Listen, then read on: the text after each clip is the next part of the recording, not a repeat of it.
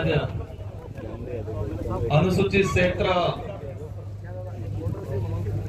के अंदर संवैधानिक आधारों आरक्षण को लेके अनुसूचित क्षेत्र आरक्षण मोर्चा के बैनर तले इस कार्यक्रम में सबसे पहले तो मैं इस मंच पे हमारे जो महापुरुषों की जो प्रतिमा लगी है, इन महापुरुषों को नमन करना चाहूंगा। और साथ ही इतनी गर्मी में भी बारिश के सीजन से पहले जो तूफान आता है, ऐसा तूफान अभी से आना शुरू हो गया। और इतनी गर्मी है, शादियों का सीजन है, इसके बावजूद भी उदयपुर जिले के सामाजिक विंगों के पदाधिकारियों ने, समुदाय के हित में काम करने वाले कार्यकर्ताओं ने इस कार्यक्रम को सफल बनाया है। उसके लिए इस कार्यक्रम को सफल बनाने वाले सारे पदाधिकारी कार्यकर्ताओं को मेरी ओर से तहे दिल से धन्यवाद देना चाहूंगा। साथियों, लगभग शायद मेरी जानकारी में जो है कि 12 बजे से वक्तव्य शुरू हुए। सभी वक्ताओं ने अपने अपने विचार रखे। अनुसूचित क्षेत्र के अंदर संवैधानिक प्रावधानों को लेके सभी साथियों ने अपने वक्तव्य रखे। आप सबने बड़े तसल्ली से, शांतिपूर्वक ढंग से एक अनुशासित संगठन के रूप में, अनुशासित व्यक्ति के रूप में सभी साथियों का जो वक्तव्य सुना, उसके लिए तहे दिल से धन्यवाद देना चाहूंगा। जितने ये दोनों साइड जो पदाधिकारी या यूट्यूबर जितने जो साथी हैं, तो अधिकतम मेरे हिसाब से मंच में इधर आगे आ जाए ठीक रहेगा। जो पत्रकार साथी हैं और जो यूट्यूबर कुछ जो भी हैं, वो छोड़ के बाकी साथी आगे आ जाए ठीक रहेगा, क्योंकि कार्यक्रम समापन की ओर है। अपने साइड कुछ वक्ता रहे हैं। ये जो आरक्षण मोर्चा बना, आजादी के बाद से ये देश 1947 में आजाद हुआ, 1950 में संविधान लागू हुआ और 1995 तक हमारे बाप दादे नौकरी से अनभिज्ञ थे, आरक्षण से अनभिज्ञ थे कि आरक्षण क्या होता है। कई जनों को ध्यान में नहीं था। जो शहरी इलाके में थोड़ा बहुत पड़ गया है, वो आरक्षण के बारे में जानता था। सिर्फ जानता था कि एसटी, एससी या ओबीसी को आरक्षण मिलता है, लेकिन कितना मिलता है, कैसे मिलता है, किस प्रावधान के तहत मिलता थे, वो जानकारी नहीं थी उस समय। और आज भी पूर्ण रूप से इसके बारे में जानकारी नहीं है। 1995 के बाद से कई सामाजिक संगठनों ने आरक्षण को लेकर लड़ाइयां लड़ी और इसी अनुरूप आज जिस पांडाल के नीचे आप विराजमान हो, यह आदिवासी समुदाय के हित में, आदिवासी परिवार की जो विचारधारा है, उस विचारधारा से आप बंधे हुए हो। और इस विचारधारा ने 2015-16 से अनुसूचित क्षेत्र के अंदर संवैधानिक प्रावधानों को लेकर लड़ाई लड़ना शुरू किया। तो आरक्षण का जो इतिहास है, देश लेवल पे जब संविधान में इसके प्रावधान हुए, इससे पहले जब ब्रिटिश शासन था, अंग्रेजों का शासन था, उस दौरान हमारे पूर्वजों ने उनसे लड़ाइयां लड़ी, खून पसीना बहाया। और उस समय अंग्रेजों ने शेड्यूल 5 का, शेड्यूल 6 का प्रावधान किया कि ये रिजर्व इलाका, ट्राइबल टेरिटरी इलाका, और इसी को संविधान के अंदर सम्मिलित किया गया। और आज मैं सांसद के रूप में हूं, रिजर्व कैटेगरी से जो अधिकारी कर्मचारी हैं, तो हम सब उसी का परिणाम है, शेड्यूल 5 के प्रावधानों का। उसकी वजह से हमें ये रिजर्वेशन का प्रावधान मिला और उस कागज परिणाम, उस जो ये कागज था, ये प्रमाण पत्र था, उसको हमारे निर्वाचन आयोग में जमा किया और उस वजह से मुझे चुनाव लड़ने का अधिकार मिला। आज देश के अंदर, केंद्र के अंदर 7% रिजर्वेशन मिलता है। देश की जो जनसंख्या है, जनसंख्या के हिसाब से 7 से 8% एसटी है। तो 7 से 8% लमसम केंद्र में रिजर्वेशन मिल रहा है। केंद्र की सरकार की जो भर्तियां होती है देश लेवल की, पहला स्टेप वो हो गया। सेकंड नंबर, राज्य स्तर की भर्तियों में राजस्थान के अंदर 13% आदिवासी समुदाय है 2011 की जनगणना के अनुसार। तो राज्य के अंदर 13% रिजर्वेशन मिलना चाहिए, लेकिन कई बार नहीं मिल पाता। तीसरे नंबर पे हमारा शेड्यूल एरिया, और शेड्यूल एरिया के अंदर 45% रिजर्वेशन का प्रावधान, मतलब 100 नौकरियां में निकलती हैं तो 100 में से 45 नौकरी शेड्यूल ट्राइब को मिलने का प्रावधान अनुसूचित क्षेत्रों में। तो आरक्षण के 3 स्टेप हो गए, केंद्र सरकार का राज्य स्तर पे 13% और शेड्यूल एरिया पे 45%। अब होता क्या है, सरकार आरक्षण देना नहीं चाहती, लेकिन आरक्षित वर्ग को आपस में लड़ाना जरूर चाहती है।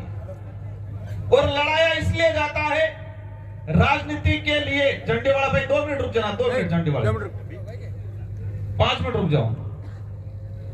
सुप्रीम कोर्ट का जजमेंट आया और सुप्रीम कोर्ट के जजमेंट में यह कहा गया कि आरक्षण के अंदर कैटेगरी की जाएगी, मतलब संथाल अलग, भील अलग, गोंड अलग, सहरिया अलग, मीणा अलग, धानका अलग,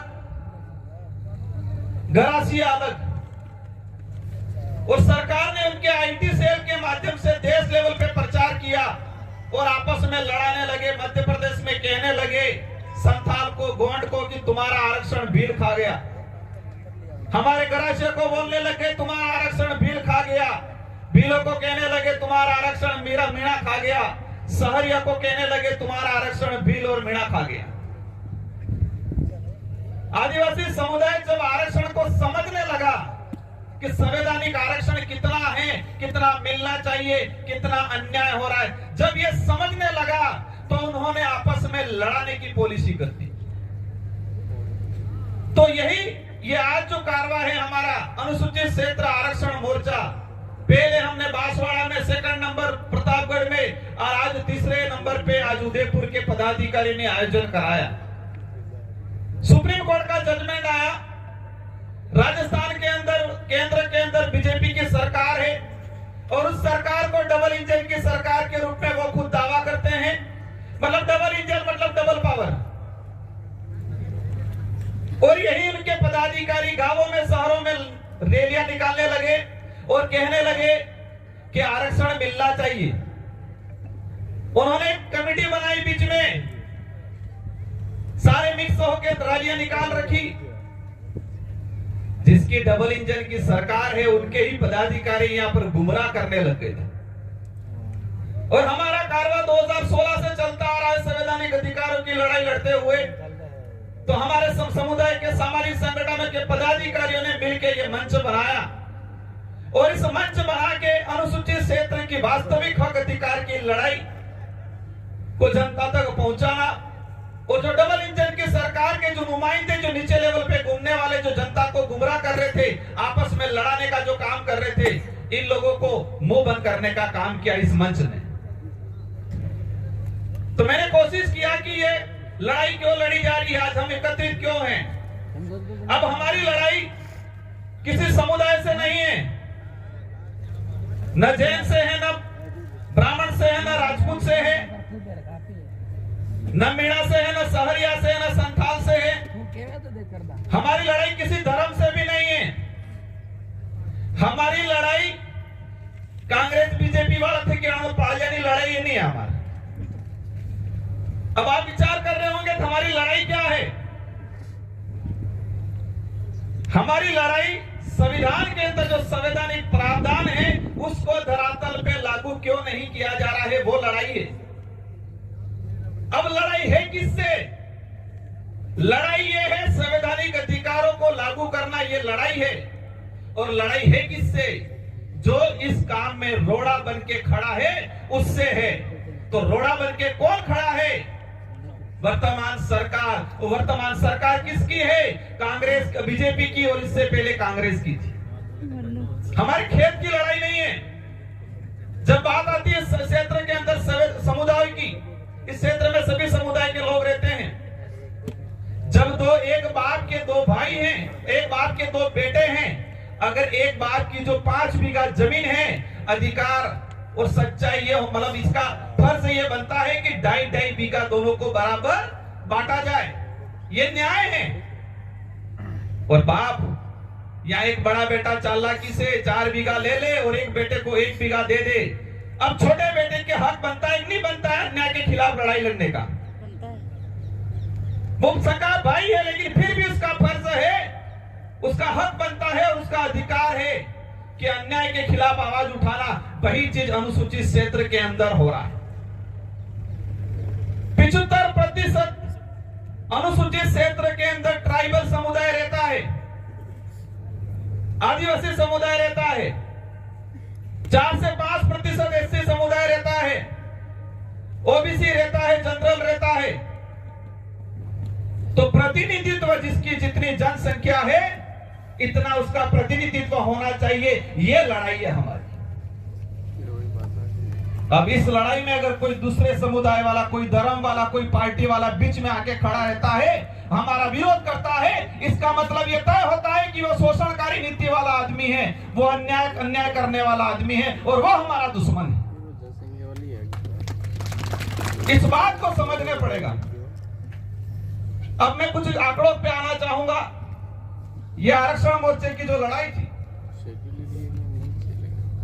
काफी भर्तियां हैं। हम कहते हैं अन्याय हुआ, सरकार कर रही है। कुछ लोग कहते हैं अन्याय नहीं हुआ, सरकार नहीं कर रही है। तो हम आंकड़ों की बात करें, अनुसूचित क्षेत्र के अंदर आरएस अधीनस्थ सेवा की भर्तियां निकली। मैं 3 से 4 भर्तियों का उदाहरण बताना चाहूंगा। 2013 के अंदर आरएस अधीनस्थ सेवा की अनुसूचित क्षेत्र के लिए 43 सीटें आई और 43 में से एसटी का जो 45% जो मतलब अधिकार नहीं कहेगी कि अधिकार तो ज्यादा है, 45% जो प्रावधान था उस अनुरूप मिलना चाहिए था 19 सीटें, मिली कितनी? 18, 41%। ओपन कैटेगरी जो 50% जो अनारक्षित सीटें रखी है, उन सीटों में सभी वर्ग के लोग जा सकते हैं, ये प्रावधान है बोलने में, कागजों में, लेकिन होता नहीं है। तो उसके हिसाब से मिलनी चाहिए थी 21 सीटें, लेकिन वहां मिली 50। सेवा का 45 सीटों पर सीधे अनुसूचित क्षेत्र के सामान्य वर्ग से भरी गई और एसटी के कितने पद भरे? जो 18 मिले थे वही। 75% जनसंख्या वालों को 18 और बाकी 25 सीटें से भरी गई और ओसी को मिला 0।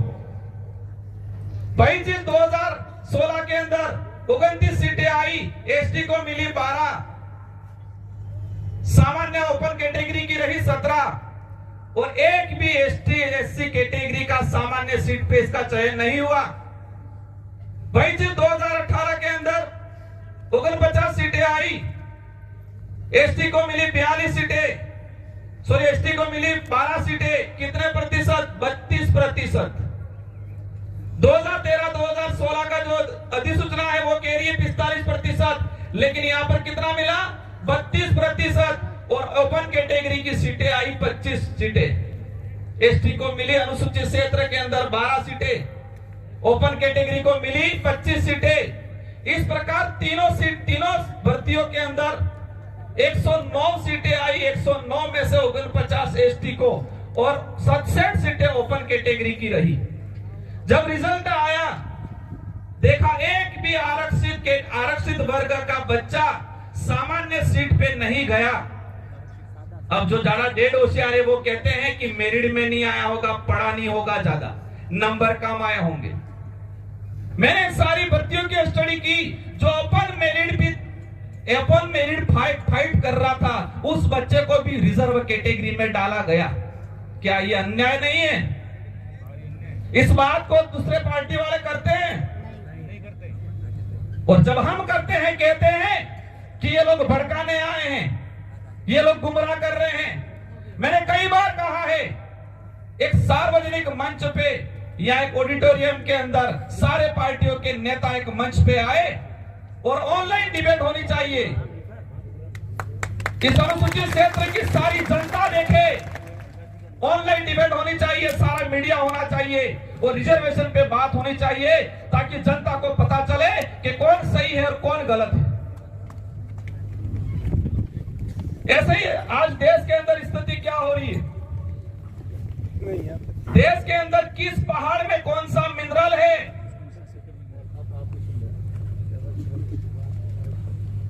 कहां सोना निकल रहा है उसकी गणना हो रही है, उसकी खोज हो रही है, कहां चांदी है उसकी गणना हो रही है, उसकी खोज हो रही है।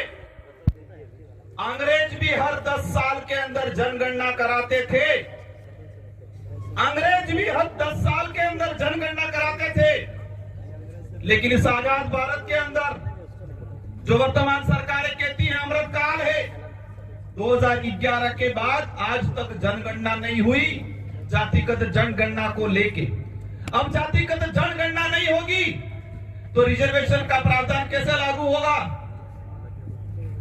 सरकार की योजना कैसे बनेगी। लेकिन जातिगत जनगणना नहीं करानी। इस देश के अंदर अनेक धर्म रहते हैं, अनेक जातियां रहती है। जब राष्ट्र की बात आती है, इतिहास उठा के देख लो, सभी लोगों ने मिलकर लड़ाई लड़ी है और उसमें सबसे ज्यादा आगे आदिवासी समुदाय खड़ा रहा। तो जातिगत जनगणना अगर सरकारों को सच में इस वंचित समुदाय को, आदिवासी, दलित, पिछड़े, ओबीसी को आरक्षण देना होने का अगर उनकी मंशा होती तो जातिगत जनगणना होनी चाहिए थी, लेकिन नहीं, धर्म की चटनी चटाने का काम करते हैं। और तब कहते हैं राजकुमार तो ऐसे बोलता है। अब राजकुमार को समझ में ही ऐसे आता है तो राजकुमार ऐसे ही बोलेगा। आज वही चीज, काफी चीजें हैं, मैं बोलूंगा 2 घंटे हो जाएंगे, लेकिन हमारे पुलिस वाले भाई बोले इसलिए पुलिस भर्ती को ही ले लेता हूं अपना। मैंने शुरुआत में कहा था एक बाप के 2 बेटे हैं, अगर छोटे बेटे के साथ अन्याय होता है तो छोटे बेटे का हक बनता है उस अन्याय के खिलाफ लड़ाई लड़े। इसका मतलब ये नहीं है उस भाई का विरोधी है वो, ये नहीं है कि उस बाप का विरोधी है वो। इसका हक है कि अन्याय हुआ है तो उसके खिलाफ लड़ना है, उसका हक है 5 बीघा जमीन में से 2.5 बीघा उसका हक बनता है, वो लेना है, उसका अधिकार है, वो लड़ना पड़ेगा। और उस लड़ाई को अगर कहे वो दुश्मन, या उस लड़ाई को ये कहे कि वो बाप के खिलाफ गया, या उस लड़ाई को ये कहे कि उस भाई के खिलाफ गया, तो मेरी समझ में वो गलत नहीं है, वो न्याय है, वो न्याय के लिए लड़ रहा है। पुलिस विभाग की 2013 के अंदर अनुसूचित क्षेत्र में 929 पद आए, 45% के हिसाब से मिलने चाहिए थे 423 और मिले 414। ओपन कैटेगरी में 472 पद आए और उस ओपन कैटेगरी में एसटी एससी से एक तो 8 बच्चे जा पाए ओपन कैटेगरी में। वही 2016 के अंदर अनुसूचित क्षेत्र के अंदर 408 पद आए, मिलने चाहिए थे 45% के हिसाब से 183 पद, मिले 131 पद।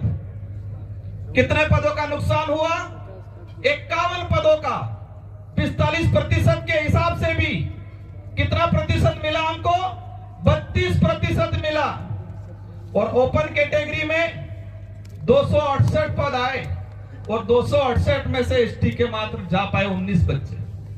वही चीज 2018 के अंदर 965 पद टोटल आए थे, इसमें से एसटी को मिले 283। कितना प्रतिशत मिला?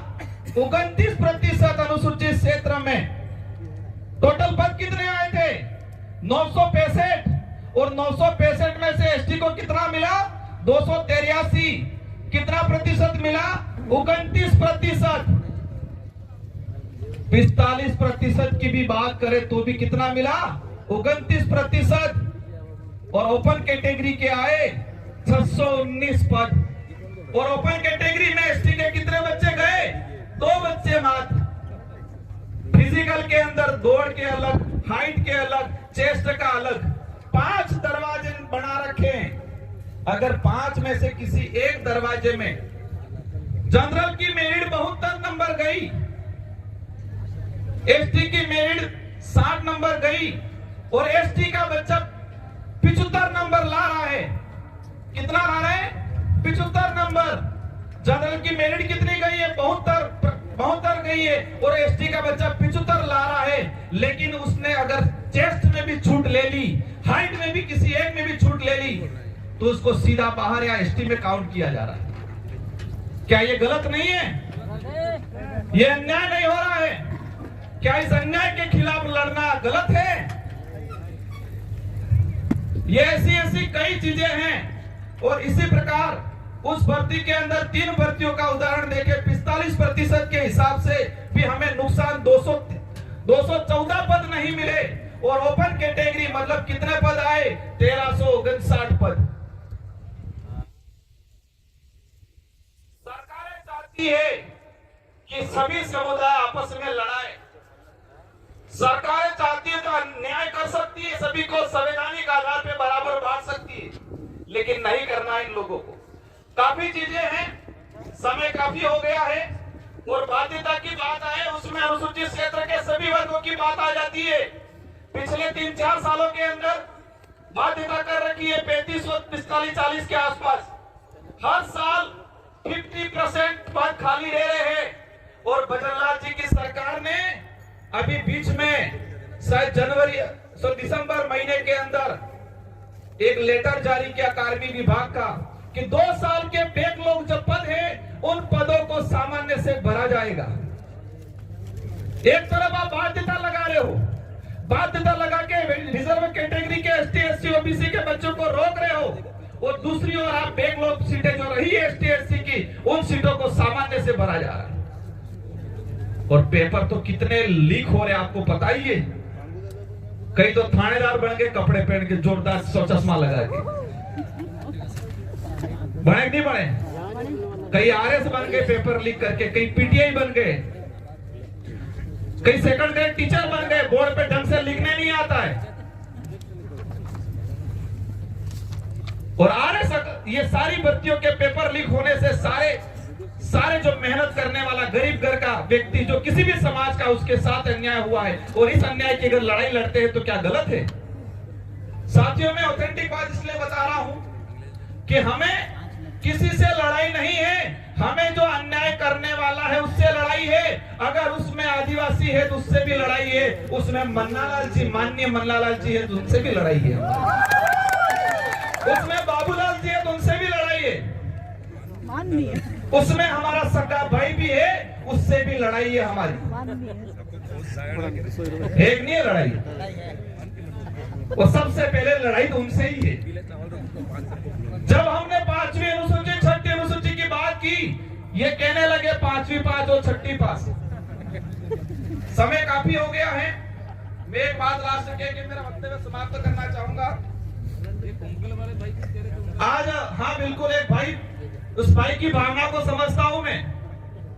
अनुसूचित क्षेत्र के अंदर हमको नहीं जोड़ा गया है, उस वजह से उनके साथ अन्याय हो रहा है। कहना कुछ बहुत कुछ था, लेकिन मैं यही कहना चाहूंगा, लिखित में मुझे दो, क्योंकि आज तक आपने मुझे लिखित में नहीं दिया। अनुसूचित क्षेत्र के अंदर 1981 के अंदर राजस्थान में अनुसूचित क्षेत्र के प्रावधान लागू हुए। 1981 में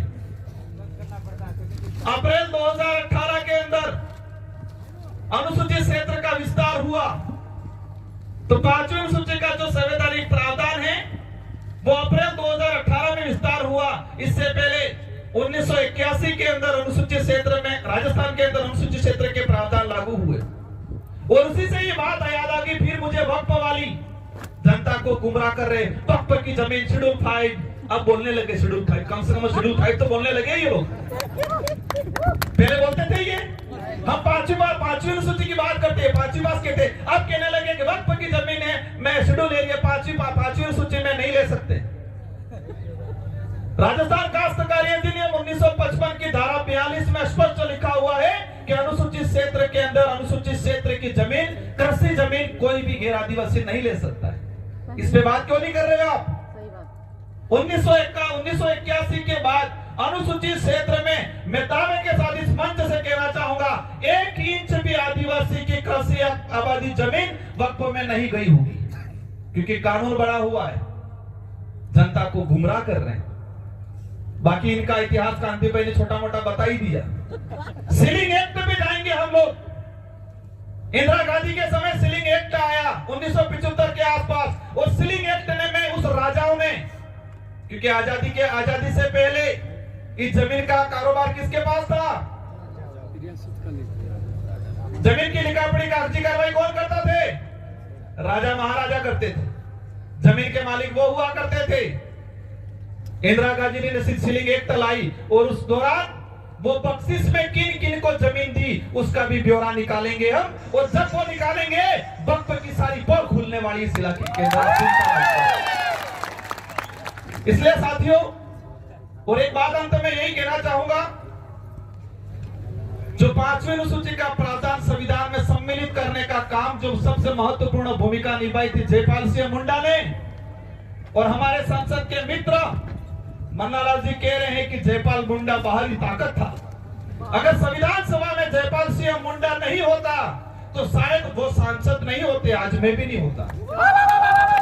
जिस व्यक्ति ने संविधान सभा में आदिवासी समुदाय के लिए 5वीं और 6वीं अनुसूची के प्रावधान करवाए, संविधान सभा की डिबेट में कहा था कि आप आदिवासियों को लोकतंत्र सिखा नहीं सकते हो, आदिवासियों से लोकतंत्र सीखने की जरूरत है आपको, यह संविधान सभा में कहा।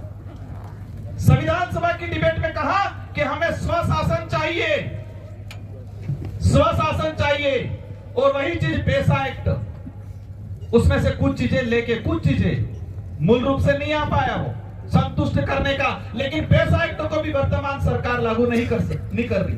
राजस्थान विधानसभा से जवाब आया है, क्योंकि हमने बोला था आईपीसी सीआरपीसी, आज भारतीय न्याय संहिता हो गई। पेशा एक्ट में प्रावधान है 2 साल की कम सजा वाला कोई भी मामला थानेदार सीधा मुकदमा दर्ज नहीं कर सकता, ये मेरी सरकार खुद कह रही है, लेकिन पेशा एक्ट लागू नहीं कर रहे, क्योंकि सरकार नहीं चाहती है कि आदिवासी समाज का कल्याण हो। वो चाहती है कि आदिवासी समुदाय आपस में लड़े भिड़ाए और इन थानों में गुटाता रहे, अपनी जिंदगी निकाल नहीं चाहती।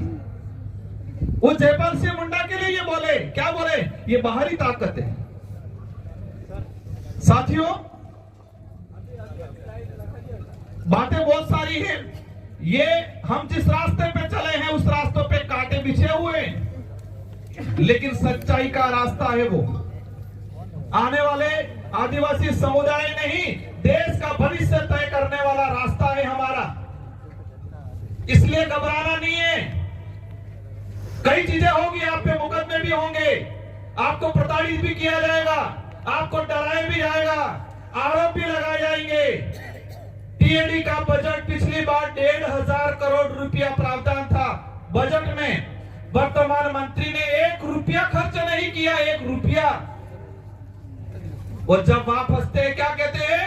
राजकुमार ने करोड़ों का मकान बना दिया, राजकुमार करोड़ों की गाड़ियां लेके घूमता है।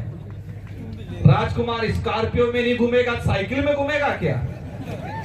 वो सांसद बना, पहले विधायक रहा है 2 बार, तो मैं क्या मैं मकान नहीं बनाऊंगा क्या? तुमने 1500 करोड़ 1,500 करोड़ रुपए में 1 रुपया खर्च नहीं किया। और देखना इस बजट में उन्होंने क्या किया, आदिवासी समुदाय को गुमराह करने के लिए क्या बजट में क्या प्रावधान किया? हमने 1750 करोड़ आदिवासी समुदाय के कल्याण के लिए दे रहे ये करके घोषणा कर दी। बीजेपी के आईटी सेल से आदिवासी इलाके के अंदर प्रचार कर दिया कि सरकार ने 1750 करोड़ का प्रावधान किया।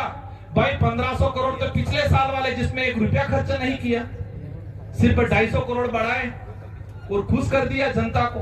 अगर वो 1500 करोड़ खर्च हुए होते तो संवैधानिक जो प्रावधान है उस आधार पे 1500 करोड़ इस बार और मिलते, तो आदिवासी क्षेत्र में 3000 करोड़ रुपए का विकास होता।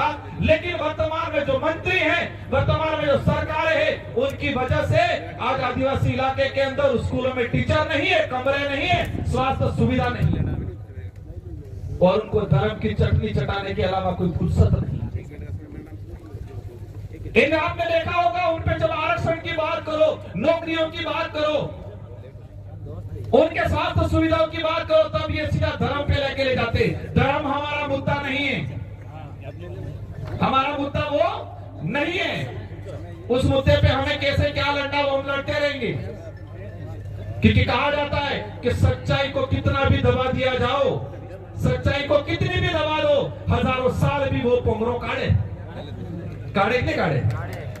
तो तुम पाठ्यक्रम में, और एक बात देखना, हमने एजुकेशन की ओर भागे, हम नौकरियों की ओर भागे तो नौकरियों की ओर भागने लगे तो ये निजीकरण करने लग गए। Backdoor entry. हम एजुकेशन की ओर भागने लगे, शिक्षा प्राप्त करने के लिए भागने लगे तो ये आज एनसीईआरटी की किताबों में, राजस्थान माध्यमिक शिक्षा के पाठ्यक्रमों में पिछले 10 सालों के अंदर जो तार्किक चीजें थी, जो ऐतिहासिक चीजें थी, इन पाठ्यक्रमों से हटाने का काम किया है। मेरी बात को समझे होंगे आप? हमने शिक्षा की ओर अग्रसर करने का काम किया बच्चों को, तो पाठ्यक्रमों से वास्तविक इतिहास को हटाने का काम किया। पिछले 10 सालों के अंदर राजस्थान पाठ्यक्रम, एनसीईआरटी के पाठ्यक्रम में से कई चीजें सरकार ने हटा दी जो वास्तविक थी। नौकरियों की ओर भागने लगे, निजीकरण करने लग गए ये लोग। अब ये बात ये आती है, लड़ाई मेरी और आप अकेले की नहीं है, लड़ाई सबकी है। और ये लड़ाई सिर्फ आदिवासी समुदाय की नहीं है, ये लड़ाई सभी समुदाय की लड़ाई, हक सबका है। समय होने आ गया है, घंटी बजने वाली है। अभी सभी साथियों से अनुरोध, शायद कुछ वक्ता हमको सुनना है और इसके बाद शांतिपूर्वक तरीके से, अनुशासित तरीके से महिला आगे रहेगी, बुजुर्ग पीछे रहेंगे और नेता जितने भी है सभी आगे नहीं रहेंगे, सब बीच में अलग अलग रहेंगे। सारे नेता, सारे जनप्रतिनिधि वॉलंटियर की भूमिका निभाएंगे और शांतिपूर्वक तरीके से ज्ञापन देने जाएंगे। और ये लड़ाई शुरुआत हुई है, उस लड़ाई को अंजाम तक भी ले जाना है और आने वाले समय में बड़ा आंदोलन करेंगे अनुसूचित क्षेत्र के अंदर। और ये सरकारें मुकदमों से, लाठियों से डराने का काम करती है, लेकिन उनको ये कहना है हमें इस मंच से, इतिहास उठा के देख लो, हमारे पूर्वज हल्दी घाटी में नहीं डिगे थे, हल्दी घाटी से नहीं भागे थे, अंग्रेजों राजा रजवाड़ों से नहीं डरे थे, तो आपके इनसे मुकदमों से डरने वाले नहीं है, आपके छोटे आरोपों से डरने वाले नहीं है, आपकी छोटी धमकियों से डरने वाले नहीं है। आरक्षण की लड़ाई, संवैधानिक अधिकारों की लड़ाई अनुसूचित क्षेत्र के अंदर ये आरक्षण मोर्चा आदिवासी परिवार लड़ता रहेगा, मजबूती से लड़ेगा और एक दिन अंजाम तक पहुंचेगा। इन्हीं शब्दों के साथ आप सबको धन्यवाद, आभार, जय जोहार, जय भील प्रदेश, जय संविधान।